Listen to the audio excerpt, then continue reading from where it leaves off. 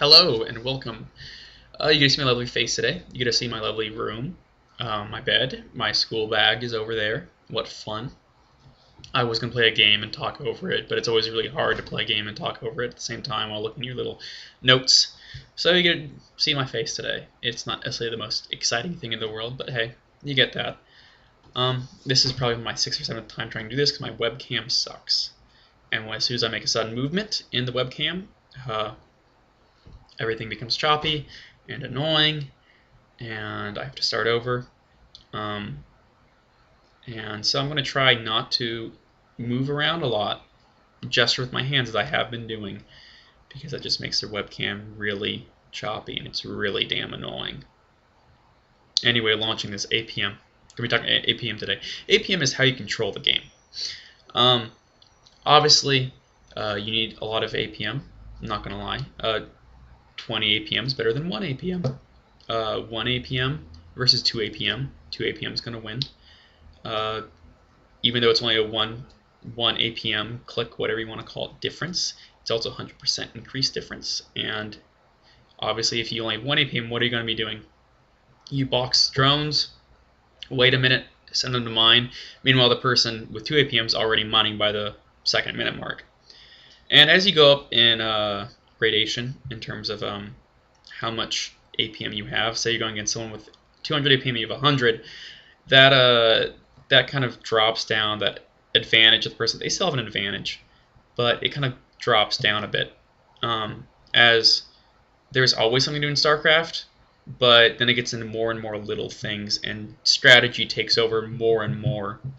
Strategy is not really relevant when you have 1 APM and your opponent has 20. No matter what your strategy is, you are going to lose. And that is one thing that I think lower league players don't like hearing. And it's something that you need to come to grips with, is that you need to work on your APM. I hate having to lose. I'm a platinum player, and so like half the time I lose is because my APM sucked and I wasn't able to macro enough. So I'm not saying that you should totally discount strategy as a bronze or silver or low player whatsoever.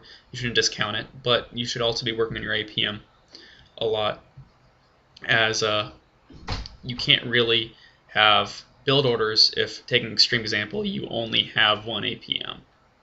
Again, that's extreme. I'm not saying lower league players only have 1 APM, but you do need a certain amount of APM to be able to do most things in StarCraft. It's like in football, you need a certain amount of athleticism to be able to play.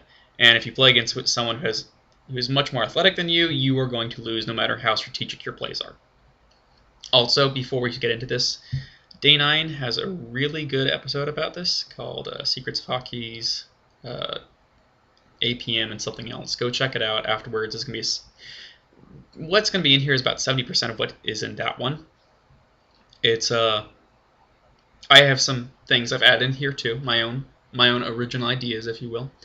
But this is going to be kind of a summary of what he talks about. So if you want to learn more, go watch that video. It's a really good video. Day 9's good in general, of course, and he's fun. Anyway, how to work on APM. Spamming.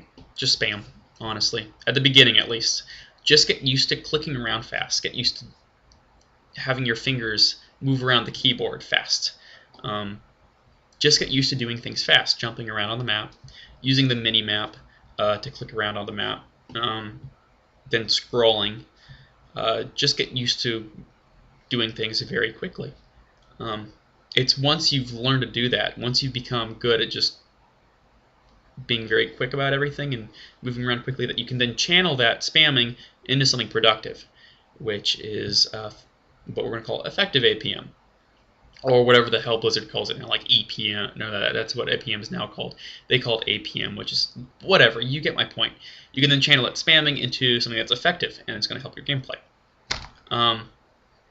But to become effective, you have to learn things like your hotkeys. And I have to admit, when I started playing StarCraft for a couple months, I just used a mouse. And that that's not very helpful using the mouse. You need to learn your hotkeys. And the way you do this is, I have to admit, sometimes I still have to use the mouse for things like a Hydralisk Den. It's probably H, but I only build like once or twice a game, so I never actually learn it. And something like that, you don't have to learn as badly for Spire. Like, so you want to build a Spire, you have to build that like once or twice a game. I'm sure it's S, but I've just never done it. Honestly, I should probably work on that. But for example, if you need to learn your hotkey for like Marine, obviously A, it's going to make it a lot more helpful and a lot easier than just hitting the mouse. And how are you going to learn the hotkeys when they're all of them are, I mean, trying to learn all your hotkeys at once are really annoying. The way you do that is, this way I did it was I took one hotkey and tried to learn that one for a week. And that was it. That was all the hotkey. That's the only hotkey I would learn. Maybe I would do 2 at a time. But for instance, spreading creep tumors. I just spent 1 week figuring out how to, or training myself to hit C to spread creep tumors. And by then it becomes second nature, and you can move on to your next hotkey because you're not thinking about, oh, I need to spread creep, I hit C to spread creep, and so then it becomes a lot easier to then focus on the next one. Also, control groups become very good at something you're comfortable with, or put things into control groups that you're comfortable with. For instance, I put all my hatcheries on 5. That might not be the best idea for micromanaging my macro, if you will. But it's comfortable for me for right now. I should probably start becoming better at it.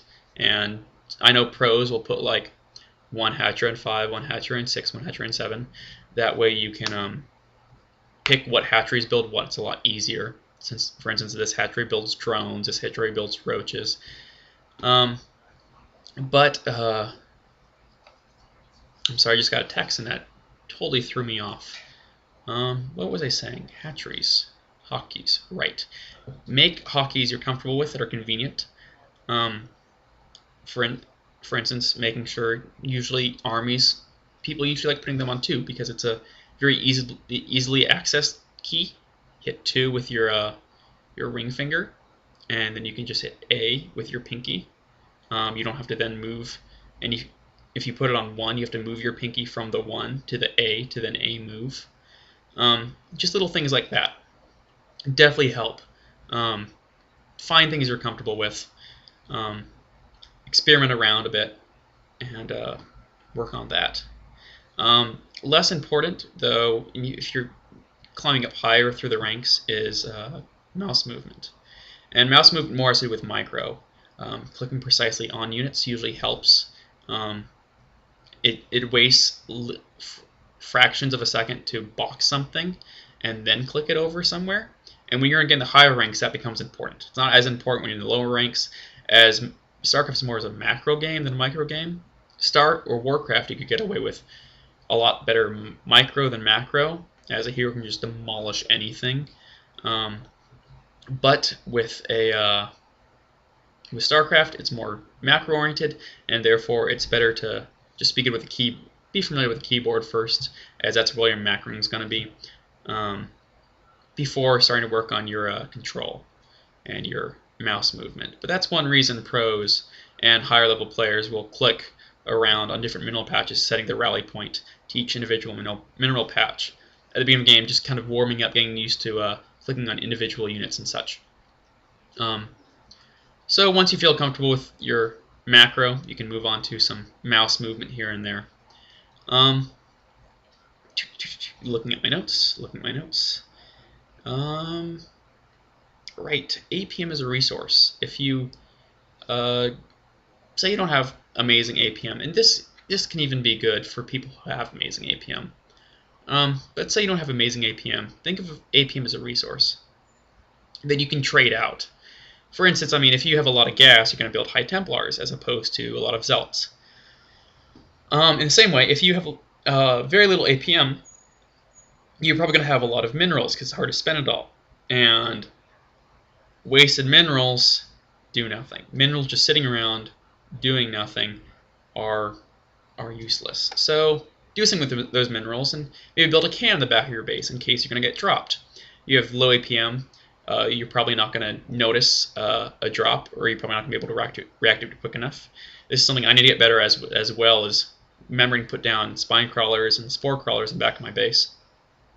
But it allows you, gives you more reaction time, gives you more time to get your units over there to defend. If you put up some cannons or some turrets or a bunker, maybe, I don't know, a bunker in the back of the base. Might be too many resources there, but you can definitely get away with spore crawlers and spine crawlers in the back of your base. That's always good. Obviously, you can't go the other way around with minerals and such. Trying to use minerals to, or trying to use APM to buy more minerals doesn't really work too well. But yeah. Anything else? I think I'm good for this video, actually. So I wish you all the best of luck with your APMing, and have a good day.